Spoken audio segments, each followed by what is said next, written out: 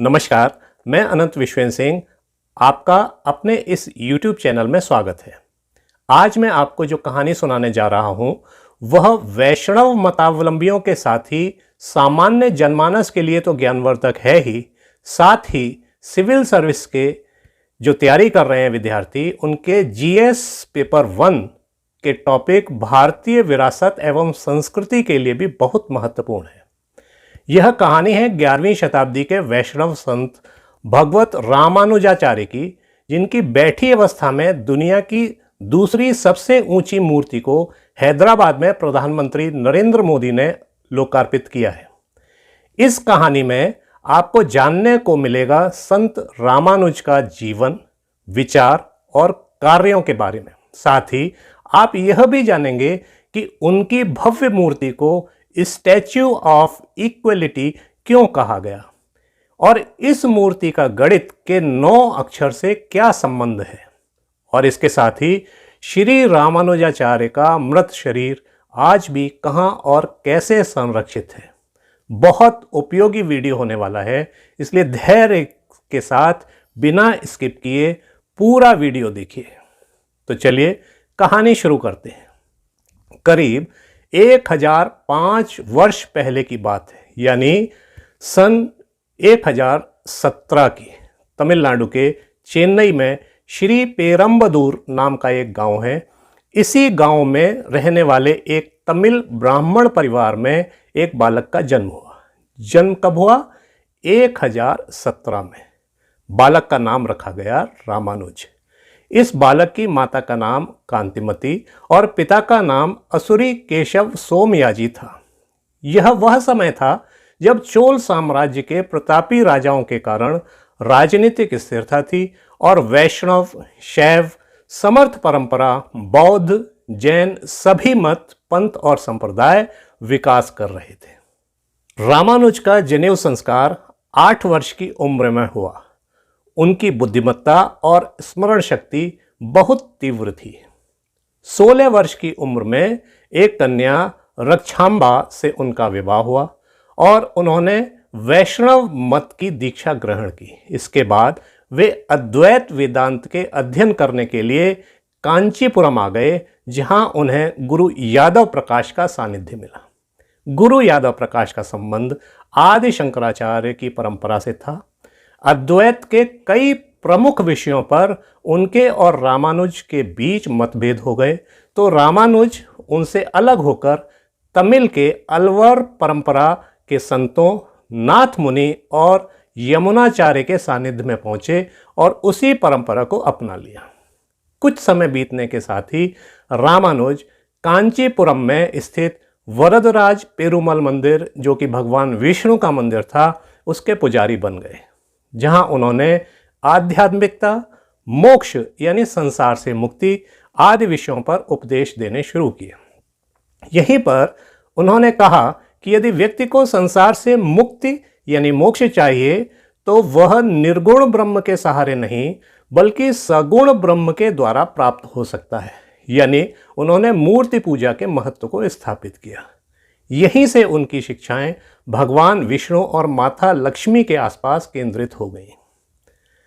आदि शंकराचार्य के अद्वैत वेदांत से वे सहमत नहीं थे, अतः उन्होंने विशिष्ट अद्वैत सिद्धांत की स्थापना की, जिसका आधार था कि कल्याणकारी जो भी ज्ञान हमारे पास है और जो भी साधन उपलब्ध हैं वे कुछ लोगों तक सीमित नहीं होने चाहिए।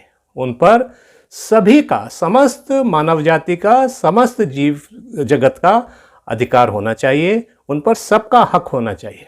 ऐसा मानते हुए उन्होंने उन मंत्रों को आम जनता के लिए सार्वजनिक कर दिया जो कुछ ब्राह्मणों तक ही सीमित थे। यह उनका बहुत जबरदस्त, बहुत बड़ा क्रांतिकारी कदम था।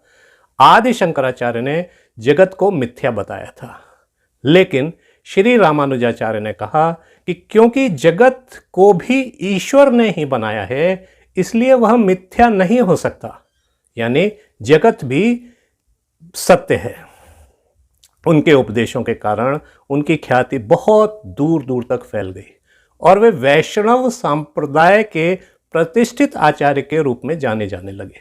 अब रामानुज श्री रामानुजाचार्य बन चुके थे। ये कहानी का एक हिस्सा। आइए अब इस कहानी में रामानुजाचार्य के समाज सुधार के कामों को समझते हैं। ये ध्यान रखें, उन्होंने ये समाज सुधार के प्रयास आज से करीब 1000 वर्ष पहले किए थे।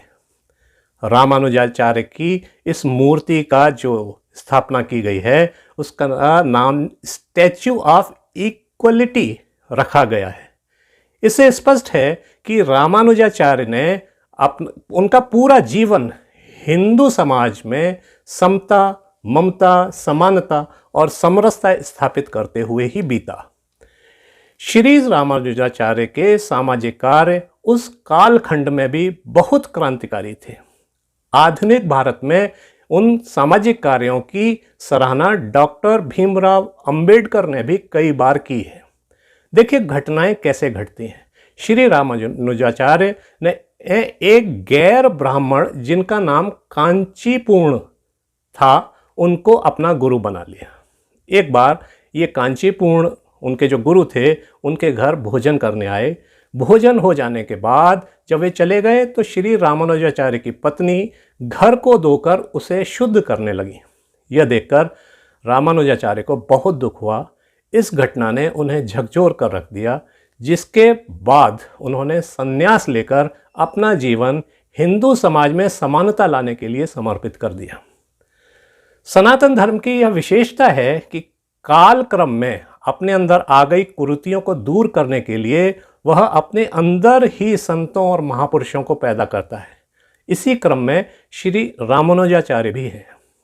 वे केवल बातें ही नहीं करते थे, केवल उपदेश ही नहीं देते थे, बल्कि उन्होंने समाज के उस तबके के साथ उठना बैठना और भोजन करना शुरू किया जिससे आमतौर पर ब्राह्मण समाज दूरी बनाकर रखता था। जाहिर है रामानुजाचार्य को इसके लिए भारी विरोध सहना पड़ा।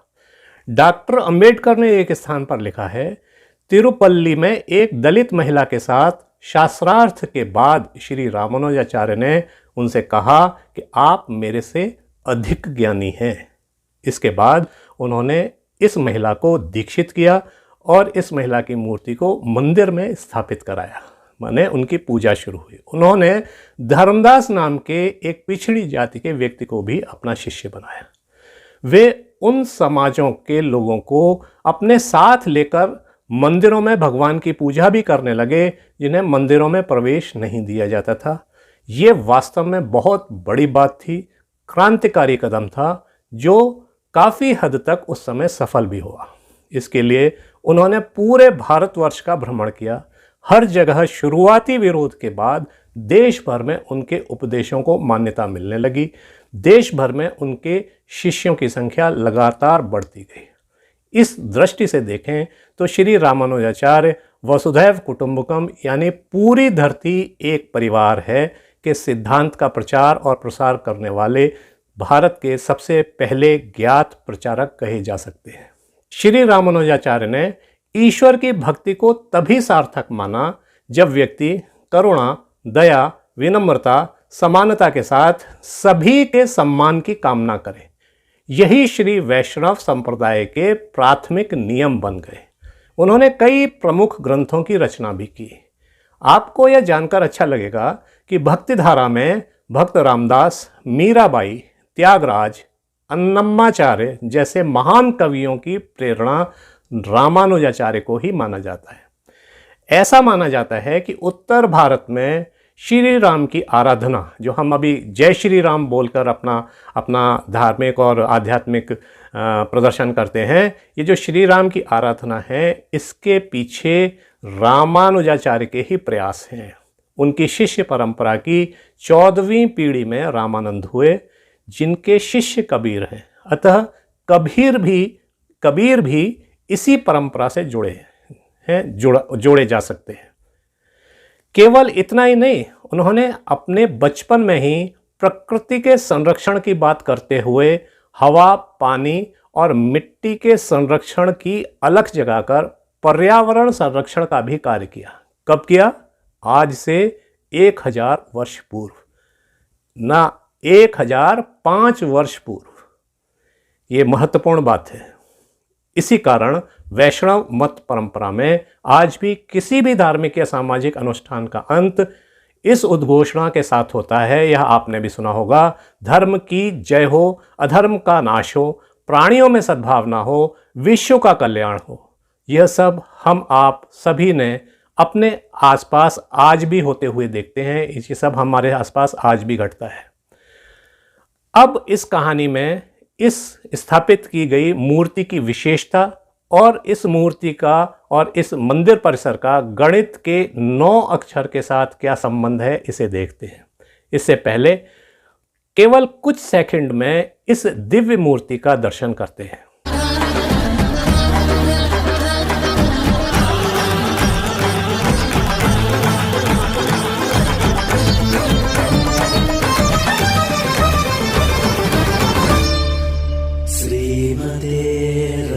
रामानुजाय नमः। श्रीमते रामानुजाय नमः। पुण्यम्भोजविकासाय पापध्वान्तहराय च श्रीमानाविरभूद्भूमौ रामानुज दिवाकरः। श्रीमते रामानुजाय नमः। है ना शानदार? बैठी अवस्था में दुनिया की दूसरी सबसे ऊंची मूर्ति स्टैच्यू ऑफ इक्वलिटी तेलंगाना में हैदराबाद शहर के पास एक स्थान है शमशाबाद, और उसके पास एक स्थान है श्री रामनगर, और उसके श्री रामनगर के पास है मुचिंतल। ये मुचिंतल पर ही करीब 200 एकड़ के आश्रम में 45 एकड़ में यह मूर्ति और ये मंदिर स्थापित हुआ है, इसकी स्थापना की गई है। इस प्रकार आप यहाँ पर्यटन के लिहाज से भी अपना समय बिता सकते हैं, समय जा सकते हैं, यानी आध्यात्म का आध्यात्मिक ज्ञान और पर्यटन का अपना लाभ। अब बात करते हैं इस मूर्ति के 9 अक्षर से संबंध की। भारतीय ज्ञान परंपरा में गणित के 9 अक्षर को पूर्णांक, शुभ, अविनाशी यानी जिसका कभी नाश नहीं होता, और मुक्ति का सूचक माना जाता है। श्री रामानुजाचार्य ने अपनी शिक्षाओं में केवल मानव नहीं बल्कि प्राणी मात्र की सेवा करते हुए मोक्ष प्राप्ति का संदेश दिया। अतः मुक्ति का संदेश देते हुए यहाँ की हर रचना में 9 अक्षर विद्यमान है। देखिए कैसे। श्री रामानुजाचार्य का जन्म 1017 में हुआ, जिसे 1-1-7 जोड़ने पर आता है 9। मंदिर परिसर का जो क्षेत्रफल है वो 45 एकड़ है। इसका 4 और 5 को जोड़ेंगे तो आएगा 9। यह मूर्ति जमीन से 216 फुट ऊंची है, जिसका योग होता है 9। 216 का योग 9। बैठी हुई मूर्ति की ऊंचाई 108 फीट, योग हुआ 8 और 1 9। मूर्ति के हाथ में जो दंड है, ये जो दंड है वह 63 फीट का है, जिसका योग होता है 6 और 3 9। पद्मपीठ की ऊंचाई 54 फीट है, यानी 9। मूर्ति का जो आधार है यानी भद्रवेदी, वह भी 54 फीट का है, इसका योग हुआ 9। कमल की पंखुड़ियां जिन पर रामानुजाचार्य बैठे हैं, इन पंखुड़ियों की कुल संख्या है 54, ये भी हुआ 9। कमल की पंखुड़ियों के नीचे अहंकार के प्रतीक हाथियों की 36 मूर्तियां हैं, 6 और 3 यहाँ भी आता है 9। शंख और चक्रों की संख्या भी 18-18 है, यानी 9। इस मूर्ति के आसपास वैष्णव परंपरा के 108 मंदिरों का निर्माण किया गया है, जिनकी संख्या भी 9 होती है। 108, 8 और 1 9। मंदिर परिसर के प्रवेश द्वार पर महावीर, पूज्य हनुमान जी और गरुड़ जी की 18-18 फीट ऊंची मूर्तियां हैं। 18, 1 और 8 9, ये भी योग होता है 9। ये कमाल की एक व्यवस्था वहाँ पर की गई है। ये इत्तेफाक नहीं है, ये योजना से हुआ है। अब आगे बढ़ते हैं इस महान वैष्णव संत के महाप्रयाण और उनके संरक्षित मृत शरीर की चर्चा के साथ इस कहानी के अंत की ओर। तो श्री रामानुजाचार्य ने 120 वर्ष की आयु में समाधि प्रक्रिया से अपना शरीर सन 1137 में छोड़ा, यानी 1137 में छोड़ा था। वैष्णव परंपरा में संत अपना शरीर बैठकर छोड़ते हैं, अतः इसी का अनुसरण करते हुए श्री रामानुजाचार्य ने भी तमिलनाडु के तिरुचिरापल्ली के श्री रंगनाथम मंदिर परिसर में कावेरी के तट पर बैठी अवस्था में अपने शरीर का परित्याग किया था। ये है वह मंदिर आपके सामने है, और ये है श्री रामानुजाचार्य का मृत शरीर जो आज भी इसी मंदिर के परिसर में दक्षिण पश्चिम के कोने में बैठी हुई अवस्था में उपदेश की मुद्रा में संरक्षित है। यानी एक प्रकार से हम कह सकते हैं मम्मी के रूप में ये यहाँ पर उपस्थित है ना रोमांचकारी। यह कहानी आपको कैसी लगी हमें कमेंट करके ज़रूर बताएं।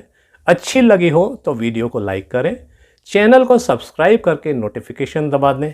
अपना ख्याल रखें। नमस्कार।